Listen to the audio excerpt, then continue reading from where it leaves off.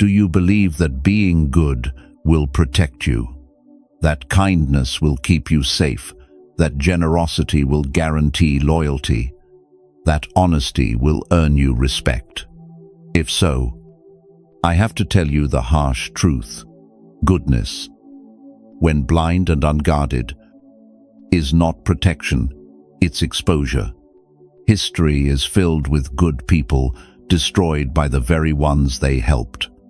Machiavelli warned us centuries ago, the lion cannot guard against traps, and the fox cannot fight off wolves. To survive, you must be both. Stoicism echoes the same lesson. Marcus Aurelius himself wrote, "You have power over your mind, not outside events." In other words, being good does not shield you from betrayal. What shields you is wisdom, boundaries, and the discipline to use your goodness strategically. This video is not about abandoning kindness. It's about mastering it. Because in a world of wolves, being a sheep will get you eaten, but being a shepherd calm, strong, and disciplined, that's how you turn goodness into power. So, stay with me, because what you're about to hear will shatter illusions and transform how you see kindness, loyalty, and respect forever. Most people grow up believing a comforting lie that goodness is a shield, that if you are kind, honest, and generous, life will somehow protect you from betrayal, cruelty, and injustice.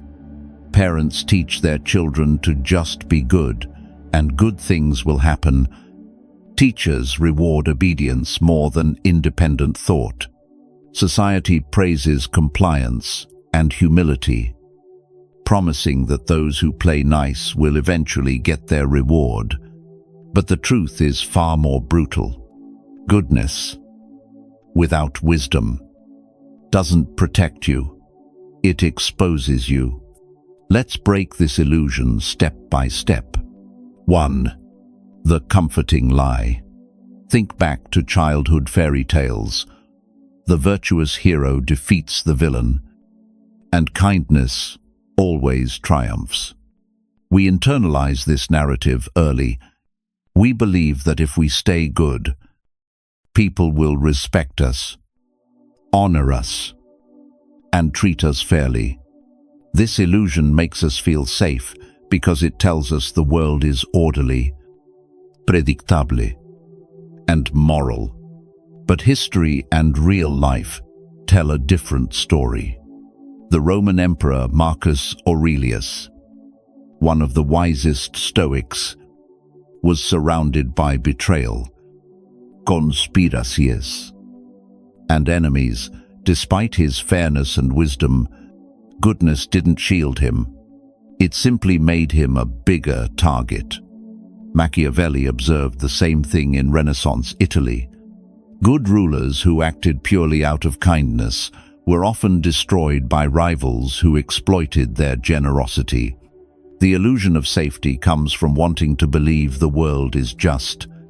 But as the Stoics constantly reminded us, the world is not just. It is simply the world. 2. Why goodness without strategy fails. Here's the brutal reality. Goodness is not enough. When it isn't paired with wisdom, strength, and boundaries, it becomes the easiest weakness to exploit. Kindness without discernment turns into naivety. People will keep taking until you have nothing left. Generosity without boundaries becomes servitude. You slowly lose your identity in meeting the needs of others. Honesty without discretion turns into self-sabotage. You hand enemies the weapons they'll use against you. Think about the workplace. The nicest employee, the one who always says yes, who covers extra shifts, who picks up everyone else's slack is rarely promoted. Why? Because goodness without authority signals weakness, not leadership. People see them as servants, not as leaders. Their very reliability makes them invisible. Goodness, when blind, tells the world, "I will not fight back." And the world listens. 3. The psychological trap. Why do we cling so tightly to this illusion of safety? Because the alternative is terrifying. If we accept that being good doesn't guarantee protection, we are forced to confront a cold reality. Life is not fair, and people are not always kind. It's far more comfortable to believe that our kindness guarantees loyalty, or that our honesty ensures respect. It gives us a false sense of control, an emotional security blanket. But the Stoics warned that illusions, no matter how comforting, always lead to suffering. Epictetus said, "It is not things themselves that disturb us, but our opinions about them." The illusion of safety is one such opinion. When it shatters, when betrayal comes, when loyalty breaks, when our kindness is exploited, the pain cuts twice as deep. First, from the wound itself, and second, from the collapse of our illusion. 4. The world of wolves. Here is the hard truth. The world is not full of sheep. It is full of wolves. Some wolves are obvious manipulators, abusers, predators who seek only their gain, but others are subtle. They smile while they take. They flatter while they scheme. If you walk into this world armed only with blind goodness, you are not a shepherd, you are prey. This is why Machiavelli warned that a leader must be both lion and fox. The lion represents strength people, respect power. The fox represents cunning people, respect intelligence. But the sheep, no matter how gentle, earns only pity at best and exploitation at worst. Stoicism doesn't ask us to abandon goodness. It asks us to combine it with wisdom, with strategic thinking, and with unshakable self-mastery. 5. Real examples of the illusion. Relationships. The partner who always forgives without boundaries is not loved more. They are often respected less. Their goodness invites repeated betrayal because it signals tolerance for disrespect. Friendships. The friend who always pays, always drives, always sacrifices is rarely valued. When they stop giving, they are branded selfish. Their generosity becomes expectation, not gratitude. Leadership. The boss who wants to be liked more than respected quickly loses authority. Employees exploit their leniency. Projects fail because kindness was placed above accountability. Each of these shows the shocking cost of blind goodness. It doesn't buy loyalty. It doesn't protect you. It simply tells people where your boundaries end, so they can step right over them. 6. The Stoic counterpoint.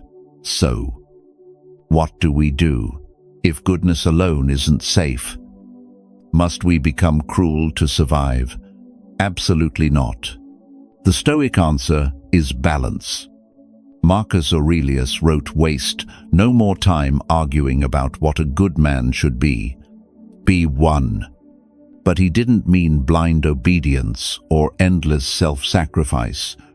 He meant being good in a way that is disciplined, wise, and strategic.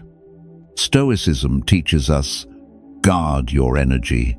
Your time and peace of mind are not infinite. Protect them fiercely. Use goodness with intention. Choose when, where, and with whom to show kindness. See clearly. Don't confuse appearances with reality. Respect is earned through strength of character, not blind compliance.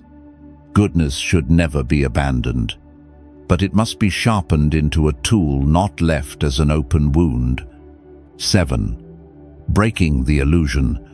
To escape the illusion of safety, you must accept a difficult but liberating truth. Being good does not guarantee fairness, loyalty, or respect.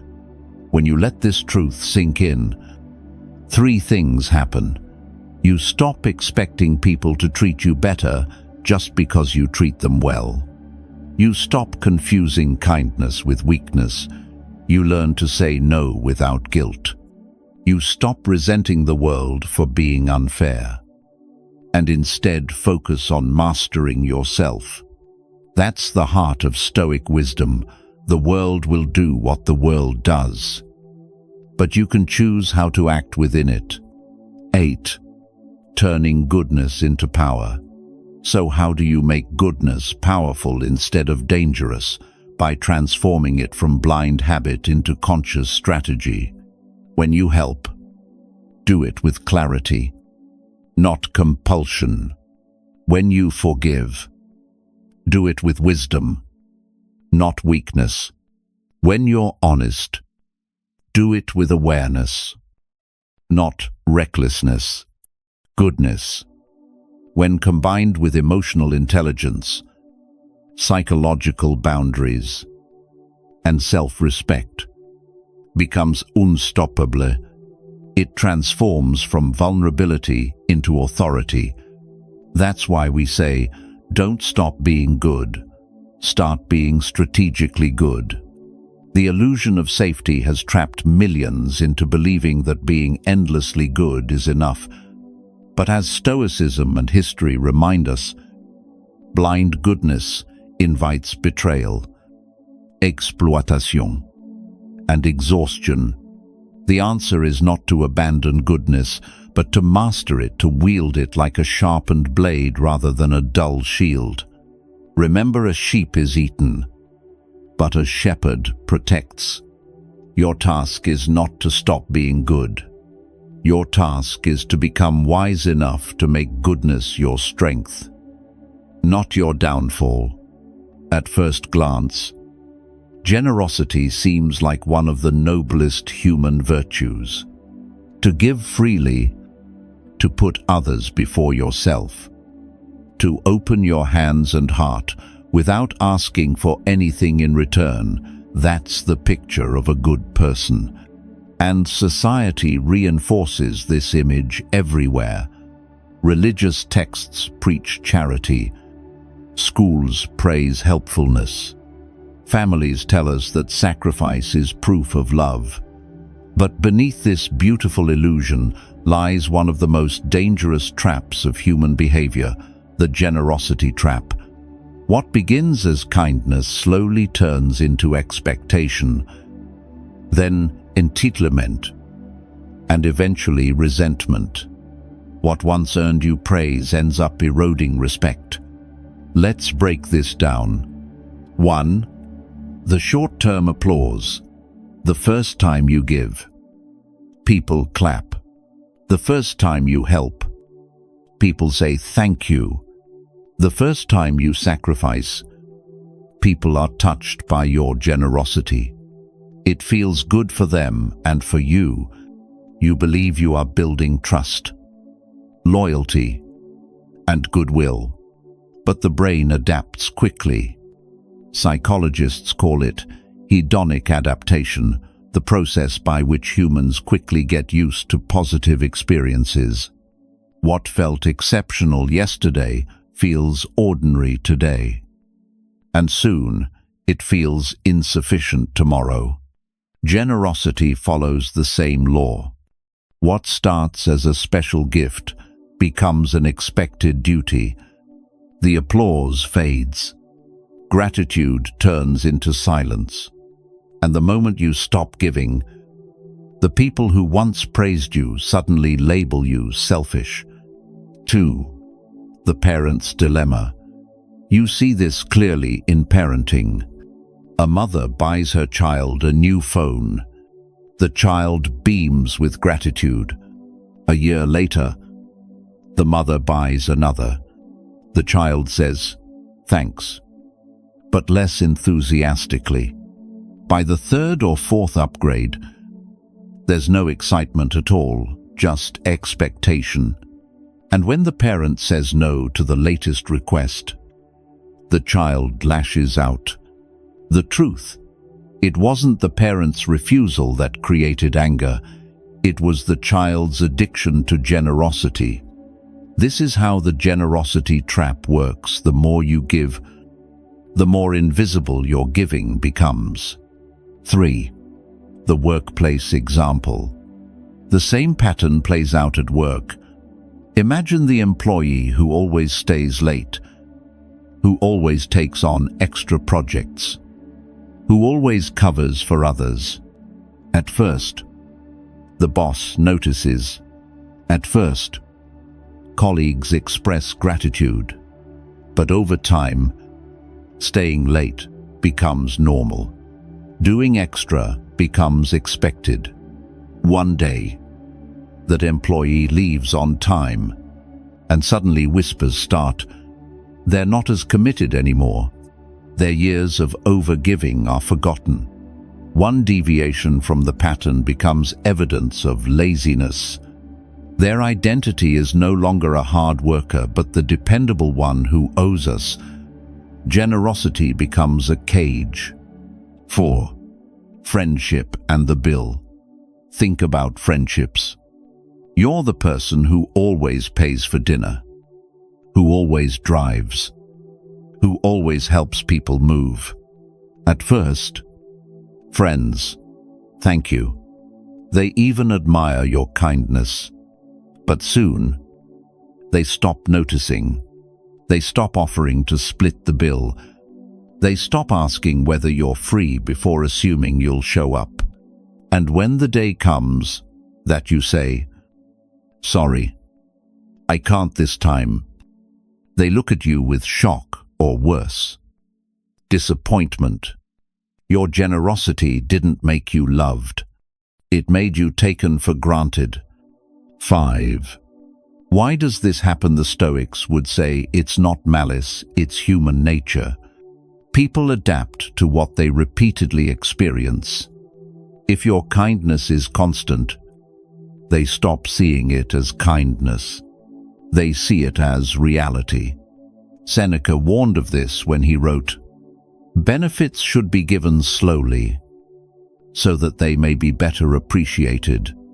He understood that abundance kills value, while scarcity preserves it. This is why diamonds are more valuable than water. Even though water is essential for life, scarcity creates respect. Abundance breeds complacency. Generosity, when unchecked, follows the same law. 6. The emotional toll.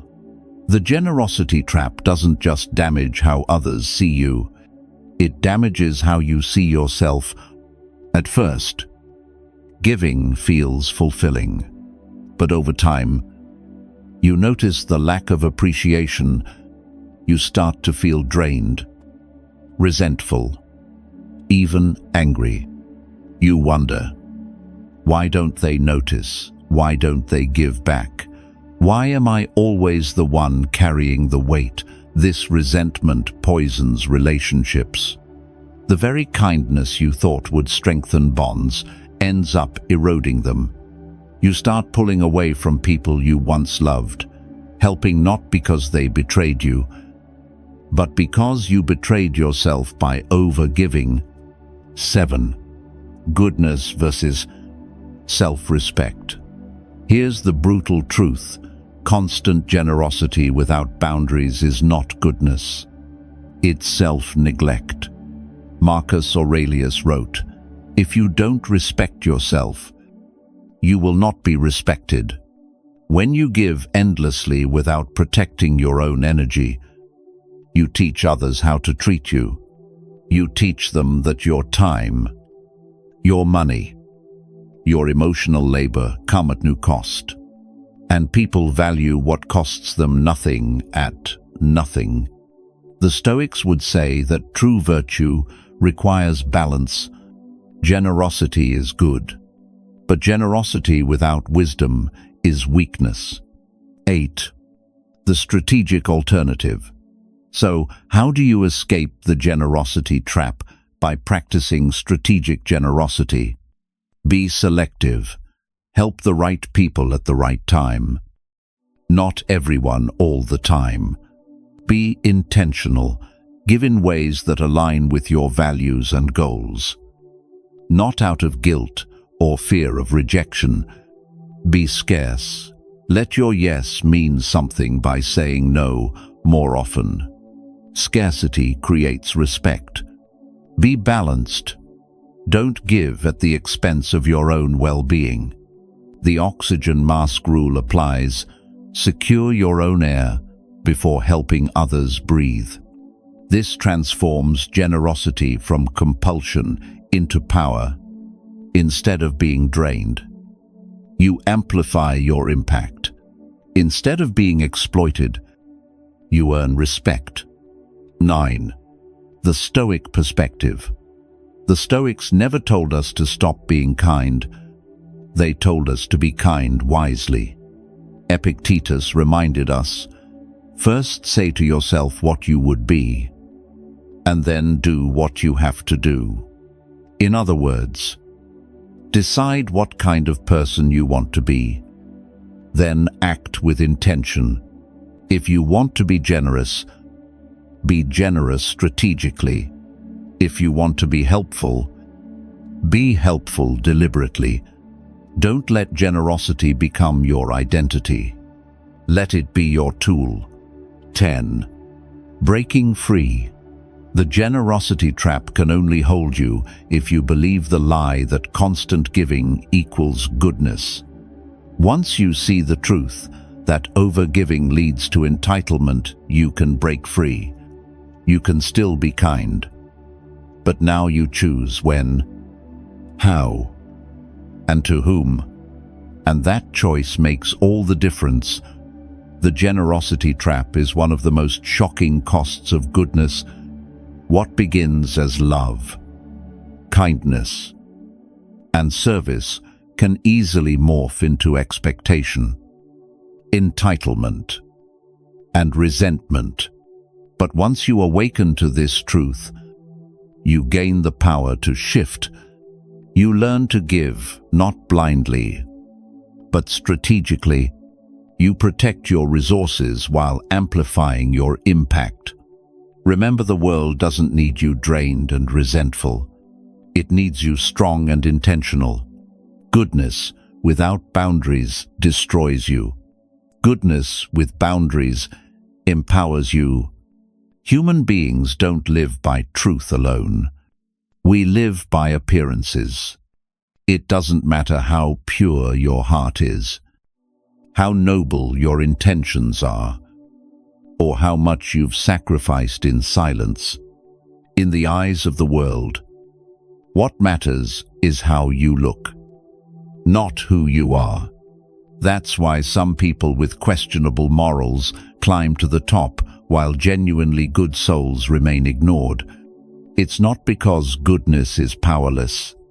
It's because goodness without strategy is invisible. And appearances, whether we like it or not, shape how the world responds to us. 1. The harsh reality of perception. Think about the workplace. You could be the most competent, hard-working, and helpful person in your office. But if you never speak up in meetings, if you never show confidence, if you never perform strength, what do people assume? That you're less capable, less ambitious, less leader-like. On the other hand, The co-worker who projects confidence, even without substance, gets more recognition. Why? Because humans are wired to judge appearances. As Machiavelli wrote, everyone sees what you appear to be. Few know what you really are.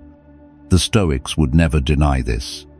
Marcus Aurelius constantly reminded himself that people act according to perception, not reality. That's why he emphasized the need to live with integrity inside while understanding how the world reacts to appearances outside. 2. The doctor's paradox. Let's look at a simple example. A doctor cuts open a patient's chest during surgery.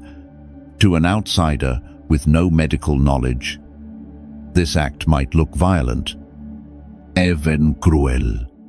But in reality, the doctor is saving a life. This is the paradox of virtue. Sometimes doing good requires looking bad. If you cling to the illusion that people will always understand your true intentions, you set yourself up for disappointment. Parents understand this. A father who disciplines his child may look harsh in the moment, but he's shaping the child's character for the future. A teacher who fails a student may seem cruel, but that failure might be the wake-up call the student needs to grow. True virtue often wears a mask. 3. The weakness of naked goodness. Too many people make the mistake of exposing all their goodness openly. They believe transparency will guarantee respect. They believe if they show their kindness without limit, the world will see their heart. But the opposite happens. When you expose all your softness, you look defenseless. When you reveal all your kindness, you look naive. When you show no steel beneath your smile, people assume you can be bent and broken. This is why Machiavelli compared leaders to both lions and foxes. The lion projects power. The fox projects cunning. The sheep projects lunch. The Stoics weren't naive either. They didn't preach becoming harmless. They preached becoming disciplined. Epictetus taught, first, control yourself. Then you can influence others. If your goodness has no shield, it isn't virtue. It's weakness, disguised as purity. 4. Why the mask works. The mask of virtue doesn't mean becoming fake. It means being strategic about what you reveal and when you reveal it. To enemies, you show strength, not vulnerability. To strangers, you show courtesy, not intimacy. To allies, you show generosity, but never without boundaries. To yourself, you show the truth, your full self, unmasked. The mask works because perception directs behavior. When people perceive you as weak, they test you. When they perceive you as strong, they think twice before crossing you. When they perceive you as balanced, both merciful and firm, they respect you. Marcus Aurelius lived with immense political enemies. He didn't survive as emperor by exposing every emotion. He wore the mask of calm leadership. Even when he was battling despair privately in his meditations, his writings reveal a man who doubted, who struggled, who fought within, but his mask to the world was composure. And because of that, he commanded loyalty and respect. 5. The Stoic approach to image. Here's the key difference between manipulation and Stoic strategy. Manipulators use the mask to deceive. The Stoic uses the mask to protect their inner peace and to make goodness effective. When you practice Stoic discipline, You don't abandon virtue. You refine it. You learn when to be silent, when to speak, when to soften, and when to sharpen. You don't allow your goodness to be trampled because you're too eager to prove it to others. Seneca once said, "A sword never kills anybody. It is a tool in the killer's hand." Goodness is the same. Without discipline, it can be used against you. With discipline, it becomes your greatest weapon. 6. A modern example. Consider leaders in business. The CEOs who survive the longest are not the ones who try to be everyone's friend. They are the ones who project calm strength while using kindness strategically. They smile in public, but they negotiate fiercely in private. They donate generously, but they guard their company's survival ruthlessly. Do they lack virtue? Not at all. They understand the mask of virtue that appearing composed, fair, and respectable maintains trust. While behind the scenes, they make hard decisions that others might call cold. This is not hypocrisy. This is wisdom. Because if the business collapses, no amount of kindness will save the employees who depend on it. 7. Practical Stoic exercises. How do we apply this in daily life? Pause before reacting. When you're tempted to show all your emotions, ask, what mask serves me best in this moment? Distinguish audiences. Speak differently to friends, colleagues, and adversaries. Don't confuse intimacy with everyone. Project calm strength. Even if you're trembling inside, slow your voice, steady your breathing, and carry yourself with dignity. The mask will protect you until your inner strength catches up. Match actions with values. The mask is not about lying. It's about aligning appearance with your deeper purpose. 8. Closing the lesson. The shocking cost of naked goodness is exploitation. People respect appearances, and if your goodness makes you look weak, you will be treated as weak. The Stoic solution is not to abandon goodness, but to discipline it, to wear the mask of virtue when the world demands appearances, while maintaining the substance of virtue within. Remember, the world judges what it sees, not what you intend.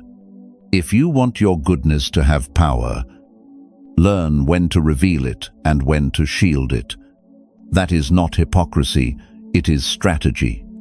Every decision you make, every favor you grant, every ounce of energy you spend, it all has a cost. But here's the problem. Most good people never calculate that cost. They think kindness is infinite, as if time and energy will always refill themselves. They give and give until they are empty, then wonder why they feel used, bitter, and broken. The truth is simple, but brutal. Your resources are finite. Your time, your energy, your focus, and even your emotional capacity are currencies. If you spend them without discipline, you will end up bankrupt, not financially, but spiritually, emotionally, and mentally. 1. The illusion of endless giving. Good people often act as if kindness is bottomless. They say yes to every request. They show up for every favor. They bend until they break. On the surface, it looks noble, but underneath, something darker is happening. Each yes is actually a no to something else. Every hour you spend solving someone else's problem is an hour stolen from your own growth, your own dreams, your own peace. Imagine you're running a business. If you gave away every product for free, how long before you shut down? Yet in life, many people give away their most precious assets, their time, their attention, their emotional energy, without ever considering the long-term cost. 2. The airplane rule airline safety briefings tell us put your oxygen mask on first, then help others. Why? Because if you pass out trying to save someone else, now there are 2 victims instead of 1. Life follows the same rule. If you deplete yourself in the name of goodness, you eventually become a burden. You can't lift anyone else when you're lying face down on the ground. Stoicism teaches this principle through the virtue of discipline. Marcus Aurelius reminded himself constantly that his duty as emperor was not to please everyone, but to preserve his own strength so he could serve effectively. He wrote, "Take a good hard look at people's ruling principle, especially of the wise, what they run away from and what they pursue." He understood that protecting your energy is not selfish, it's survival. 3. The hidden cost of every yes. Let's make it practical. When you say yes to a coworker's small request that eats 3 hours, you just said no to rest, no to your own project, no to your family. When you say yes to a friend who constantly leans on you but never gives back, you just said no to balance, no to reciprocity, no to your own peace of mind. When you say yes to every family obligation that drains you, you just said no to the quiet time your soul desperately needs. Seneca once wrote, "It is not that we have a short time to live, but that we waste a lot of it." The currency of life is not money, it is attention, and when you give it blindly, you are wasting the only wealth you can never earn back. 4. How the world exploits the generous. Here's a harsh truth. Society rewards the appearance of generosity, not its sustainability. At work, the employee who stays late every night is praised until burnout makes them quit. In families, the relative who always sacrifices becomes the dependable one until resentment makes them withdraw. In friendships, the person who always pays becomes the generous one until bitterness poisons the bond. The irony is that the more you give, the less people value what you give, because it becomes expected, because it becomes normal, and because they never saw the cost you were silently paying. 5. The Stoic view of cost. The Stoics understood the economics of power. They taught that every act should be weighed against its true price, not in dollars, but in peace, dignity, and strength. Epictetus said, "If you want to improve, be content to be thought foolish and stupid." Why? Because saying no to constant demands often looks selfish to others. But it's the only way to preserve your inner resources. Stoicism reminds us that protecting your boundaries is not a betrayal of virtue, it's the foundation of it. When you give without limit, you are not virtuous. You are careless with your most precious wealth. 6. The shift from blind goodness to strategic power. So what's the alternative? It's not to stop giving, it's to start giving strategically. Think of yourself as an investor? Would you pour money endlessly into a business that never produced results? No, you'd go bankrupt. So why pour energy endlessly into people or situations that never change, never grow, never respect the cost of your effort? Strategic goodness means you still give, but only where it creates impact. You still help, but only when it aligns with your values. You still sacrifice, but not at the expense of your survival. This way, your yes regains power. It means something again. 7. A personal example. I once knew a man, let's call him Daniel.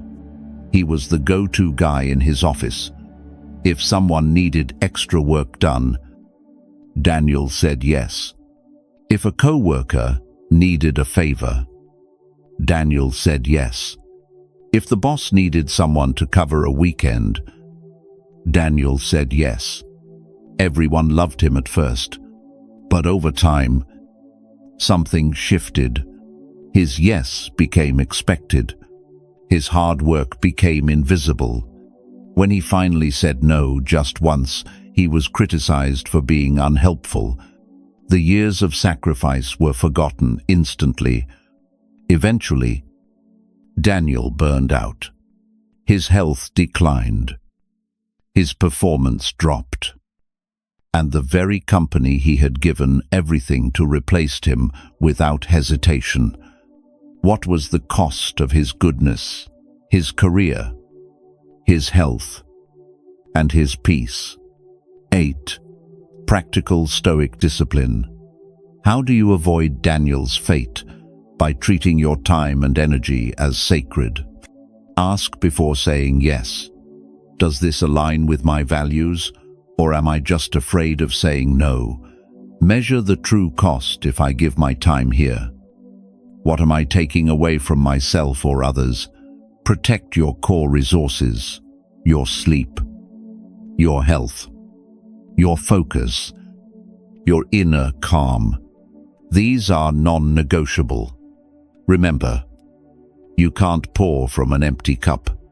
The most generous people in history were not those who said yes to everything. They were those who said yes to the right things and no to everything else. 9. Closing the lesson. The shocking cost of goodness is that it can bankrupt you emotionally, mentally, spiritually, if you never calculate the price. Unlimited kindness is unsustainable. And when you collapse, the very people you sacrificed for will move on. The Stoics would tell you, discipline your generosity, guard your energy, invest your goodness wisely. Only then can you create the kind of lasting impact that outlives you. Because goodness without strategy is exhaustion, but goodness with boundaries is power. There's a dangerous myth in our world that to be good, you must give endlessly, forgive endlessly, and serve endlessly. But Stoicism, and even the lessons of Machiavelli, teach us something different. Goodness must never be blind. It must be strategic. Blind goodness is a weakness. Strategic goodness is a weapon. The difference lies in intention and timing. A sword sitting on a shelf is useless, but a sword wielded at the right moment can protect a kingdom. Your goodness works the same way. 1. The trap of blind goodness. Let's face it, most people equate goodness with compliance. The coworker who says yes to every extra task. The friend who always picks up the tab. The parent who never says no to their children. At first, people praise these actions, but slowly, the applause fades. What was once generosity becomes obligation. What was once kindness becomes expected, and what was once seen as noble becomes invisible. Blind goodness doesn't inspire respect. It inspires entitlement. It teaches others that your boundaries are negotiable, that your time is disposable, and that your self-worth is secondary to their convenience. 2. What strategic goodness looks like. Strategic goodness doesn't mean being cruel. It means being intentional. It means treating kindness as a tool, not a reflex. Scarcity creates value. When your yes is rare, it becomes powerful. If you help everyone all the time, your help loses its weight. But if you say yes selectively, your help is remembered, appreciated, and valued. Alignment with purpose. Strategic goodness aligns with your values and long-term goals. You don't just give because someone asks, you give because it matters. Timing is everything sometimes. The most loving act is to say no. Sometimes. The kindest thing you can do for someone is to let them face the consequences of their actions. The Stoics called this phronesis, practical wisdom. It is not enough to be good. You must know when and how to apply your goodness. 3. Historical models of strategic goodness. Think of Marcus Aurelius as emperor. He wasn't kind to everyone at all times. He was strategic. He showed mercy when it preserved unity. He showed firmness when Rome needed stability. His goodness was never blind. It was guided by wisdom. Or take Mother Teresa. She didn't try to solve every problem in the world. She focused on the poorest of the poor. Her goodness had direction. Her focus gave it power. Strategic goodness is never scattered. It is focused, deliberate, and disciplined. 4. The 3 questions before saying yes. Before you commit to any act of kindness, ask yourself 3 questions. Does this align with my values and goals? If it doesn't, it's a distraction, not an act of virtue. Can I do this without depleting myself? If it empties you completely, it's not sustainable. Will this person respect my effort? If the answer is no, you're not helping, you're enabling. If any of these answers are no, then your response must also be no. Kindly, firmly, unapologetically. 5. Why selective goodness builds respect. Paradoxically, the more selective you are with your goodness, the more people respect you. Why? Because boundaries create dignity, scarcity creates value, and discipline creates admiration. When you say yes only to what matters, your yes becomes a force of impact. People pay attention. They remember it. They treat it as significant. But when you say yes to everything, your yes loses its meaning. It blends into the noise. It becomes forgettable. 6. Goodness as a strategy for influence. The truth is, goodness can be one of the most powerful forms of influence if you use it strategically. At work, helping selectively positions you as a leader, not a servant. In relationships, setting boundaries makes your love respected, not taken for granted. In friendships, saying no occasionally makes your yes carry real weight. Strategic goodness shifts the dynamic. You are no longer the giver who is drained. You are the giver who is respected. 7. Stoic perspective. Mercy with discipline. Epictetus taught, first say to yourself what you would be, and then do what you have to do. This means define your values. Then align your actions with them. Goodness without self-definition is chaos. Goodness with self-definition is power. Strategic goodness isn't about pleasing everyone. It's about protecting your energy so you can maximize your impact where it matters most. 8. Practical application. At work, stop saying yes to every extra task. Choose the projects that align with your growth.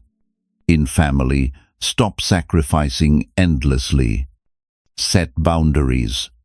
Love them, but don't destroy yourself for them. In friendships, give generously, but not blindly. Let reciprocity guide the relationship. 9. Final lesson. Blind goodness will destroy you. It will drain your resources, blind you to your own needs, and leave you powerless.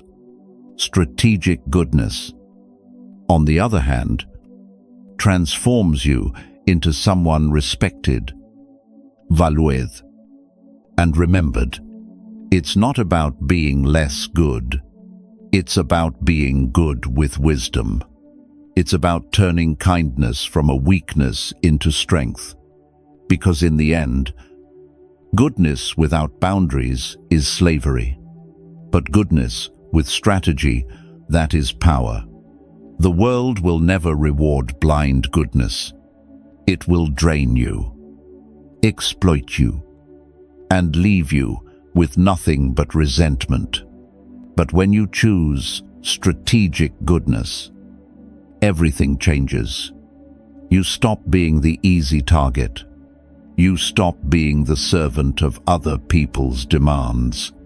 You become the master of your own energy, your own time, your own power. Remember this: goodness without wisdom is weakness, but goodness with strategy is unstoppable power. The Stoics understood it well. Marcus Aurelius warned us, waste no more time arguing about what a good man should be. Be one. But being a good man, or a good woman, doesn't mean being naive. It means being strong enough to use your virtue wisely, to protect your peace, and to create outcomes that truly matter. So here's the final question you must ask yourself. Will you keep being good in the way the world exploits? Or will you master strategic goodness and turn it into your greatest weapon of influence and survival? The choice is yours, and the future of your life depends on it. If this video opened your eyes, hit that like button to let the world know you choose strength over weakness. Subscribe to Think Stoic 101 so you never miss another piece of dangerous wisdom that reshapes your mind. And share this video with someone who needs to hear the truth. Their blind kindness is destroying them, but their strategic kindness can set them free. Drop this final affirmation in the comments: I master strategic goodness, because in a world full of wolves, you're no longer the sheep. You're the shepherd.